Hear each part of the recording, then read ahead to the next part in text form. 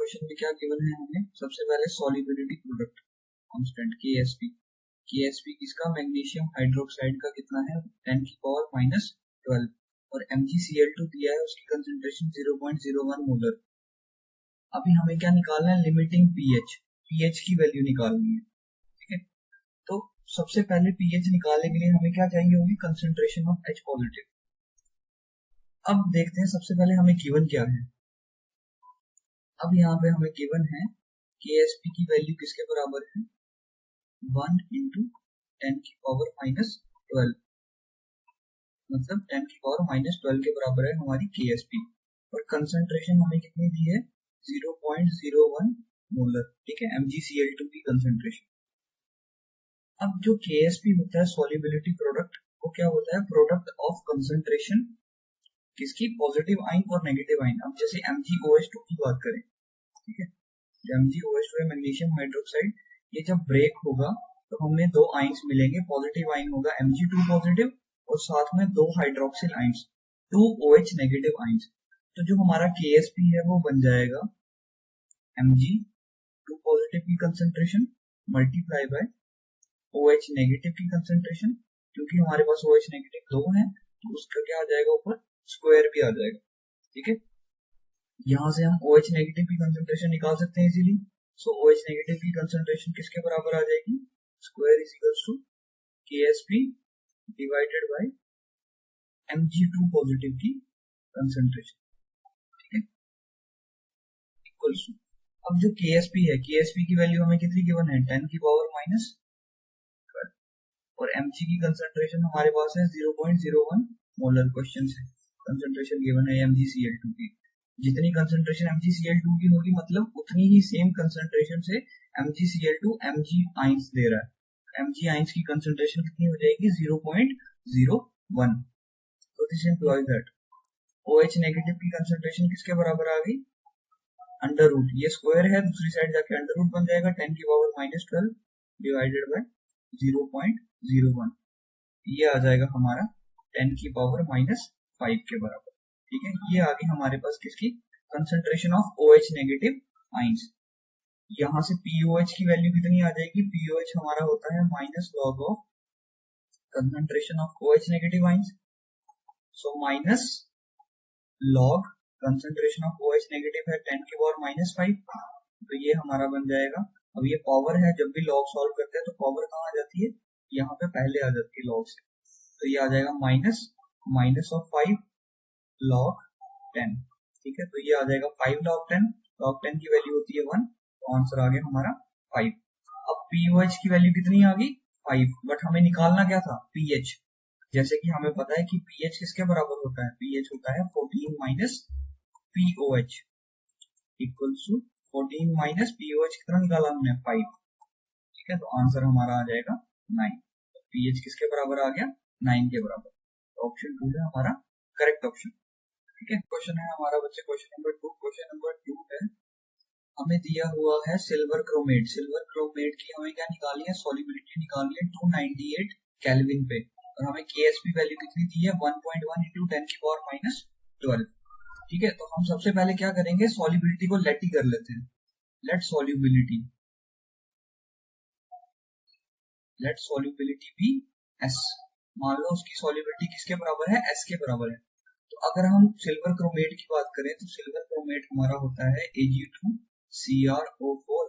ठीक है, जब ये हमारा आयोनाइज होगा तो हमें क्या मिलेगा, 2 Ag पॉजिटिव आयंस साथ में CrO4 नेगेटिव। ठीक है, CrO4 2 नेगेटिव आयंस, तो ये हमारा आ गया कैटाइन और ये हमारा आ गया एनाइन। अब सॉल्युबिलिटी हमने S लेट की, तो Ag पॉजिटिव की सॉल्युबिलिटी कितनी है S, तो यहाँ पे 2 Ag पॉजिटिव है तो सॉल्युबिलिटी हो जाएगी 2S के बराबर। CrO4 2 नेगेटिव की सॉल्युबिलिटी आ जाएगी S के बराबर। ठीक है, इसकी टोटल की सॉल्युबिलिटी S थी ना, तो ये इसमें डिवाइड हो गया दोनों में, कैटाइंस और एनाइंस में, तो हमें इसी S की वैल्यू निकालनी है। तो यहाँ पे KSP की वैल्यू बच्चे कितनी दी है, therefore KSP is equals to 1.1 × 10 की पावर -12। जैसे कि हमें पता है कि KSP किसके बराबर होता है, product of solubility of cation and A9. ठीक है, तो कैटाइन की सॉल्युबिलिटी कितनी है, concentration, sorry product of concentration of solubility of cation and anion। तो यहाँ पे Ag पॉजिटिव की कंसिडरेशन, Ag पॉजिटिव की solubility कितनी है 2s के बराबर। तो कितने Ag पॉजिटिव है 2, तो ये यहाँ पे 2 आ जाएगा, Ag पॉजिटिव 2s का स्क्वायर। ठीक है, यहाँ पे CrO4 2 नेगेटिव की solubility आ जाएगी s के बराबर, तो ये 2s into s, तो ये हमारा बन जाएगा 4s क्यूब के बराबर। ठीक है, ये है हमारी इक्वेशन 1, ये है हमारी इक्वेशन 2। तो फ्रॉम फर्स्ट एंड सेकंड ये वैल्यू किसके बराबर आ जाएगी 4s क्यूब के बराबर। This implies that 4s cube is equals to 1.1 into 10 की power minus 12।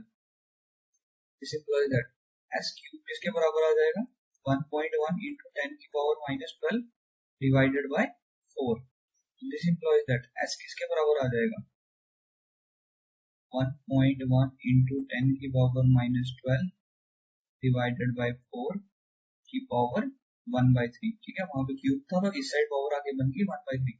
This implies that यहाँ से s की वैल्यू हमारी आ जाएगी सॉल्व करके 6.5 into 10 की पावर माइनस 5। ठीक है, तो ये आ गई हमारी रिक्वायर्ड वैल्यू सॉल्युबिलिटी। ठीक है, तो यहाँ पे कौन सा ऑप्शन दिया, ऑप्शन नंबर 1। ऑप्शन नंबर 1 हमारा करेक्ट ऑप्शन। नेक्स्ट अगर हम नेक्स्ट क्वेश्चन की बात करें, नेक्स्ट क्वेश्चन में हमें दिया है एक कंपाउंड जिसका फॉर्मूला है A2X3। अब ये आयोनाइज कैसे होगा, ये आयोनाइज होगा हमारा 2A3 पॉजिटिव में प्लस 3X2 नेगेटिव में। ठीक है, इसकी भी हमें क्या निकालनी है, सॉल्युबिलिटी प्रोडक्ट निकालना है इसका हमें। ठीक है, सॉल्युबिलिटी कितनी दी है इसकी y के बराबर, तो given solubility is equals to y के बराबर दी है।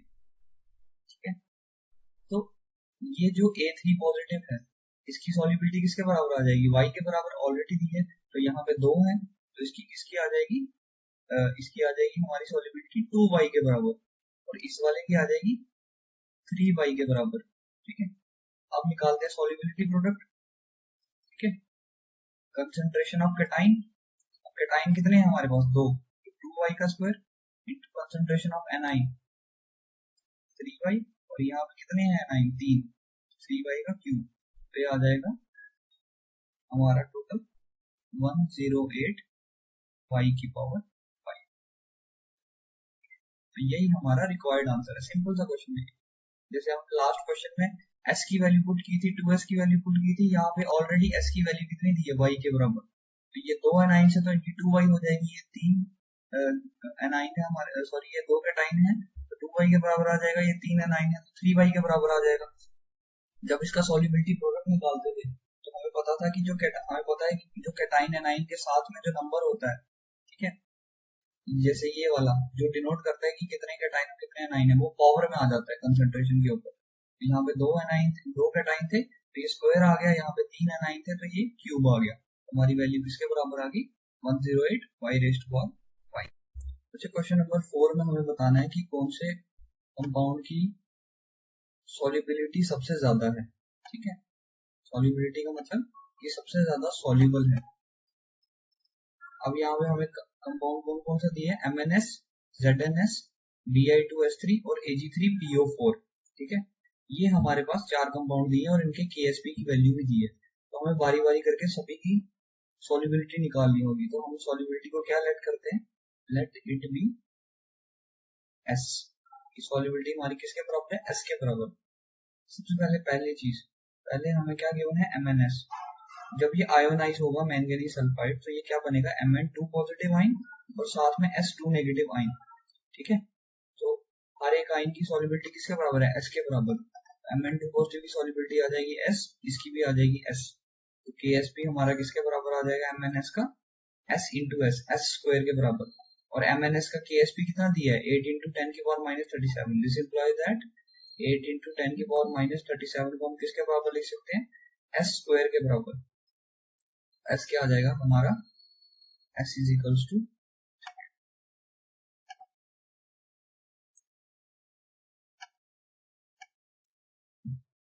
तो यहाँ पे S आ जाएगा हमारा, S is equals to under root 8 into 10 की power minus 37। This implies that अगर इसको सॉल्व करेंगे तो तो एस की वैल्यू हमारी आ जाएगी 0.89 इंटू 10 की पावर माइनस 18 के बराबर। ठीक है, ये हमारी सॉल्युबिलिटी आ गई किसकी, मैंगनीज सल्फाइड की, MnS की। सेकंड हमारे पास जिंक सल्फाइड है ZnS। सेम ZnS किसमें टूटेगा, Zn2 positive plus S2 negative, similar to Mn2 positive. इसकी सॉल्युबिलिटी भी S, इसकी भी सॉल्युबिलिटी S। तो KSP कितना गिवन है इसका, 7 इंटू 10 की पावर माइनस 16, 7 इंटू 10 की पावर माइनस 16 गिवन है KSP। तो KSP इसका किसके बराबर आ जाएगा, S स्क्वायर के बराबर, सेम जैसे ऊपर वाले का की। यहाँ से S हमारा आ जाएगा अंडर रूट 7 इंटू 10 की power minus 16। This implies that इसको सॉल्व करके आ जाएगा 0.26 इंटू 10 की पावर माइनस 7। ठीक है, ये हमारी सॉल्युबिलिटी आगे आ जाएगी जिंक सल्फाइड की। नेक्स्ट थर्ड क्या गिवन है हमें, थर्ड हमें गिवन है Bi2S3। Bi2S3 जब ब्रेक होगा तो हमारे पास 2 Bi हैं, तो 2 Bi चार्ज कितना आ जाएगा 3 पॉजिटिव प्लस 3S2 नेगेटिव, और एक Bi आयन की सॉल्युबिलिटी कितनी है S, तो 2 की कितनी हो जाएगी 2S। सिमिलरली इसकी कितनी हो जाएगी 3S। अब जो हमारा KSP है वो किसके बराबर आ जाएगा, 2S इंटू 3S। बट यहाँ पे एक चीज क्या है, अब पहले वाले ये जितने भी इक्वेशंस थी उनमें क्या था, एक ही आयन प्रेजेंट था, एक ही कैटाइन था और एक ही एनाइन था। यहाँ पे कैटाइन कितने हैं, 2। ठीक है, 2 पॉजिटिव चार्ज वाले आयन है, तो ये बन जाएगा 2S का स्क्वायर। एनाइन कितने हैं 3, तो ये बन जाएगा 3S का क्यूब। ठीक है, तो अगर इसको सॉल्व करेंगे तो ये आ जाएगा हमारा 108 S की पावर 5 के बराबर। ठीक है, ये हमारा क्या आ गया KSP, और इसका KSP ऑलरेडी कितना गिवन है 10 की पावर माइनस 72। 10 की पावर माइनस 72 किसके बराबर आ गया, इस वैल्यू के बराबर। तो यहाँ से S की वैल्यू आ जाएगी 10 की power minus 72 divided by 108 raise to power 1/5। ठीक है, S की पावर 5 उस साइड जाके बन जाएगी 1/5। तो इसका आंसर आ जाएगा 0.15 इंटू 10 की पावर माइनस 14। ठीक है, अब नेक्स्ट फोर्थ हमारे पास क्या गिवन है, Ag3PO4। ठीक है, Ag3PO4 में भी सेम करेंगे, सेम हम उसकी सॉल्युबिलिटी की वैल्यू निकालेंगे बाय इट्स इक्वेशन। तो Ag3PO4 अगर ये जब ये आयोनाइज होगा तो हमें क्या मिलेगा, Ag positive plus PO4 3 negative. ठीक है, अब Ag हमारे पास कितने हैं, 3 है, तो ये आएगा 3Ag positive plus PO4 3 negative. ठीक है, ये आ गया हमारी आयन की वैल्यू। अब Ag की वैल्यू, Ag की सॉल्युबिलिटी किसके बराबर हो जाएगी, 3S के बराबर, PO4 3 नेगेटिव की S के बराबर। तो यहाँ से KSP की वैल्यू कितनी आ जाएगी, KSP is equals to 3S। अब Ag कितने हैं, 3 है, तो 3S का क्यूब इंटू S। तो ये हमारा बन जाएगा 3S की पावर 4। ठीक है, 3S की पावर 4, सॉरी ये 3S का क्यूब था। ठीक है, तो 3 का भी क्यूब होगा, तो ये बन जाएगा 27S की पावर 4। अब ये किसकी वैल्यू है, KSP की वैल्यू है, और KSP की वैल्यू हमें कितनी गिवन है, 1.8 इंटू 10 की पावर माइनस 18। तो इसका मतलब 27S रेज टू पावर 4 किसके बराबर आ जाएगा, 1.8 इंटू 10 की पावर माइनस 18। ठीक है, माइनस 18 के बराबर। दिस इंप्लॉइज दैट यहाँ से S4 की वैल्यू आ जाएगी 1.8 इंटू 10 की पावर माइनस 18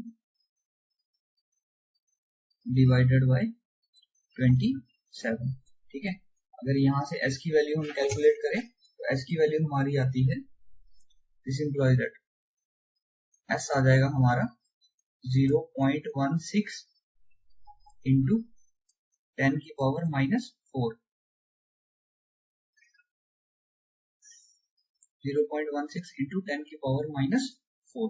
ठीक है, ये आ गई हमारी S की वैल्यू। तो एक वैल्यू हमारे पास ये है 1, 2, ये 3 और ये 4। तो इसमें से सबसे बड़ी वैल्यू कौन सी है, ये वाली वैल्यू जिसमें 10 की पावर माइनस 4 है। बाकी में 10 की पावर माइनस 14, 10 की पावर माइनस 18, 10 की power minus 7।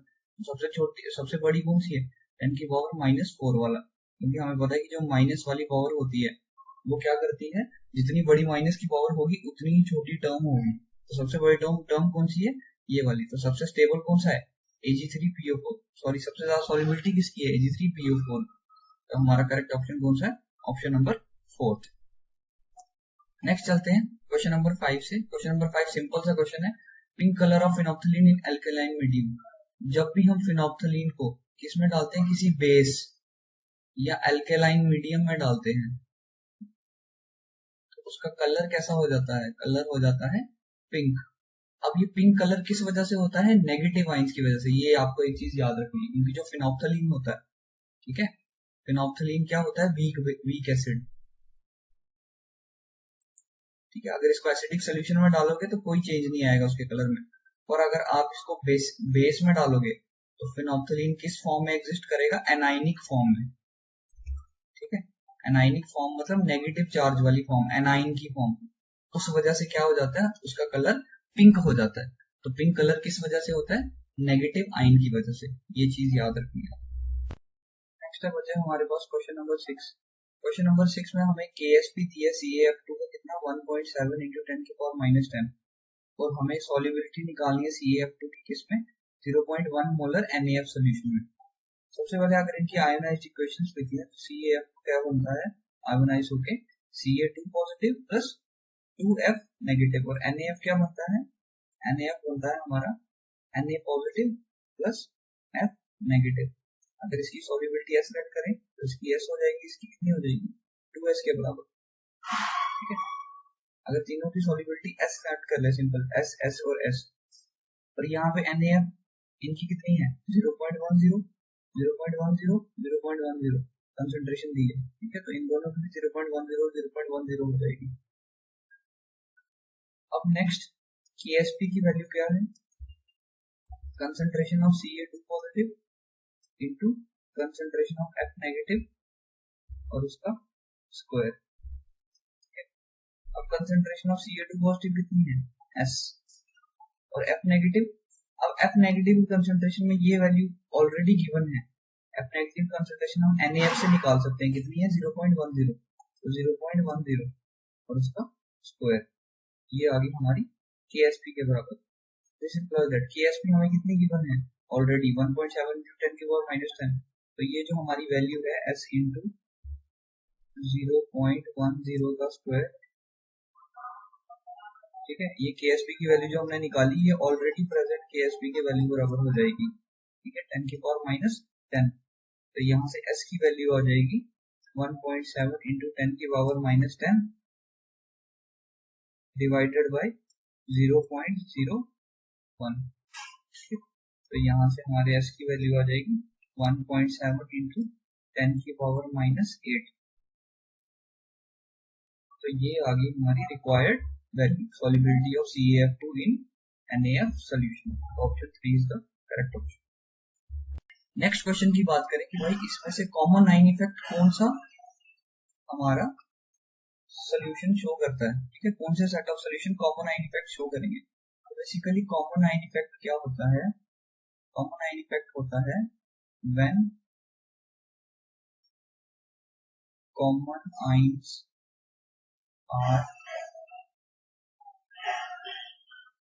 Ions are present.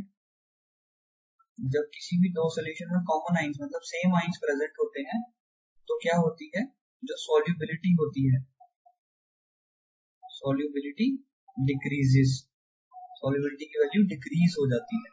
तो कॉमन आइन इफेक्ट के लिए कुछ कंडीशंस होती हैं, पहले सेम आइंस होनी चाहिए, कोई दो आइन सेम होने चाहिए। सेकंड क्या है, जो सॉल्यूशन है एक होना चाहिए स्ट्रॉन्ग इलेक्ट्रोलाइट, प्लस दूसरा क्या होना चाहिए, वीक इलेक्ट्रोलाइट। अब देखते हैं ये दोनों कंडीशंस किसमें फॉलो होती है। सबसे पहले BaCl2 और BaNO3 की बात करें, BaCl2 और BaNO3, BaCl2 भी स्ट्रॉन्ग इलेक्ट्रोलाइट है प्लस BaNO3 भी स्ट्रॉन्ग इलेक्ट्रोलाइट है, तो इसमें कॉमन आइन इफेक्ट नहीं होगा। NaCl प्लस HCl, NaCl भी स्ट्रॉन्ग इलेक्ट्रोलाइट है, HCl भी स्ट्रॉन्ग इलेक्ट्रोलाइट है, ठीक है, दोनों स्ट्रॉन्ग इलेक्ट्रोलाइट है, इनमें भी नहीं होगा। अगर NH4OH की बात करें और NH4Cl की बात करें, इनमें से एक स्ट्रॉन्ग इलेक्ट्रोलाइट है और एक वीक इलेक्ट्रोलाइट है, और इसमें जो NH4 आइन है वो दोनों में कॉमन भी है, तो इसकी वजह से हमारा ये वाला सोल्यूशन कॉमन आइन इफेक्ट शो करेगा। तो ऑप्शन 3 है हमारा करेक्ट ऑप्शन। एट्थ क्वेश्चन जो है हमारे पास, एट्थ क्वेश्चन में हमें क्या निकालनी है, हाइड्रोक्सिल आइन OH नेगेटिव आइन की कंसंट्रेशन निकालनी है। किस केस में, in case of sodium acetate, ठीक है, CH3COONA, ठीक है, इसके केस में निकालनी है। तो बेसिकली CH3COONA क्या है, salt of weak acid, weak acid मतलब एसिटिक एसिड, और साथ में स्ट्रॉन्ग बेस NaOH, ये दोनों रिएक्ट करके क्या बनाते हैं, sodium acetate CH3COONA plus water, ठीक है, salt of weak acid and strong base. Weak acid और स्ट्रॉन्ग बेस का सॉल्ट है ये, तो बेसिकली सॉल्ट हाइड्रोलिसिस का कॉन्सेप्ट लगेगा इसमें। अब हमें पता है कि जो सॉल्ट होता है उसका पीएच किसके बराबर होता है, half of pKw minus half of pKa plus half of log C, जहां पे Kw क्या है हमारा ionic product of water, Ka है एसिड डिसोसिएशन कांस्टेंट, C है कंसंट्रेशन। तो हमें पता है कि pH किसके बराबर होता है, minus log of concentration of H positive, यहाँ से 1/2 कॉमन ले लो। pKw हमारा होता है माइनस लॉग ऑफ Kw, और pKa क्या होता है, minus log of Ka plus log C। अब यहाँ से माइनस कॉमन ले लो, तो ये वाला माइनस हट जाएगा, इन सभी के साइन चेंज हो जाएंगे, तो ये आ जाएगा log of H positive is equal to half of log of Kw plus log of Ka minus log of C, ठीक है।